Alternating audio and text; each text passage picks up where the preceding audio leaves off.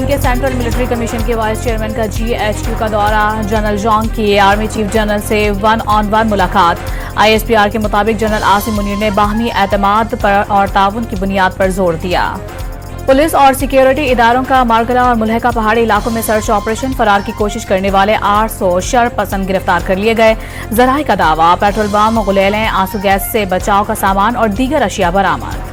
PTI کا احتجاج ختم ہونے کے بعد اسلام آباد ڈی چوک کی صفائی ستھرائی، کنٹینرز ہٹا دیے گئے، موبائل فون کی ڈیٹا سروس بحال۔ ڈی چوک پر آپریشن میں کسی قسم کے اسلحے کا استعمال نہیں کیا گیا۔ سیکیورٹی ذرائع نے سوشل میڈیا پر چلنے والے الزامات غلط قرار دے دیے۔ سپریم کورٹ کے آئینی بینچ نے PTI احتجاج کے دوران مبینہ ہلاکتوں پر از خود نوٹس کی استدعا مسترد کر دی۔ جسٹس مسرت حلالی نے ایڈیشنل ایڈوکیٹ جنرل KP کو سیاسی گفتگو سے روک دیا۔ PTI کی قیادت احتجاج میں ناکامی کا ملبہ ایک دوسرے پر ڈالنے لگی۔ بانی PTI احتجاج کا مقام بدلنے پر آمادہ تھے۔ بشرا بی بی نے فیصلہ ویٹو کر دیا۔ بیرسٹر سیف کا دعویٰ، سلمان اکرم کہاں تھے؟ شوکت یوسفزئی کا سوال، فائنل کال کا اختتام اچھا نہ تھا، بیرسٹر گوہر نے اعتراف کر لیا۔ PTI کا 24 نومبر کا احتجاج بھی 9 مئی کی طرح ناکام ہوا۔ پنجاب کے ساتھ سندھ بلوچستان کے عوام نے بھی انہیں مسترد کر دیا۔ پنجاب کی وزیر اطلاعات عظمیٰ بخاری کی پریس کانفرنس، دعویٰ کیا الیمین گنڈا پور کو کل ڈنڈے اور گالیاں پڑیں۔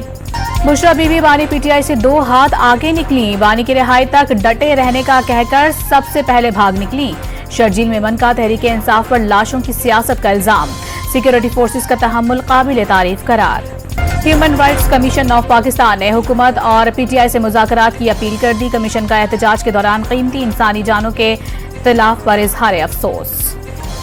سندھ میں سرکاری تیل کی لائن سے چوری کی منظم وارداتوں پر اعلیٰ پولیس حکام کا سخت نوٹس، چوری کے مقدمات CTD کو منتقل کرنے کا حکم۔ گزشتہ روز کی تاریخی مندی کے بعد اسٹاک مارکیٹ میں تیزی کا ریلا، کاروبار کے آغاز پر اسٹاک مارکیٹ میں 3800 پوائنٹس کا بڑا اضافہ، 100 انڈیکس 98,000 کی نفسیاتی حد عبور کر گیا۔ امریکی صدر جو بائیڈن کا اسرائیل اور حزب اللہ کے درمیان جنگ بندی کا اعلان، پاکستانی وقت کے مطابق صبح 7 بجے سے سیز فائر۔ اسرائیل جنوبی لبنان سے 60 روز کے اندر تمام فوج کا انخلا کرے گا، جنگ بندی معاہدے کا اعلان۔ اور فاسٹ بالرز احمد دانیال اور شاہنواز دھانی زخمی ہو کر زمبابوے کے خلاف سیریز سے باہر، عباس آفریدی اور جہانداد خان کو ٹیم میں جگہ مل گئی۔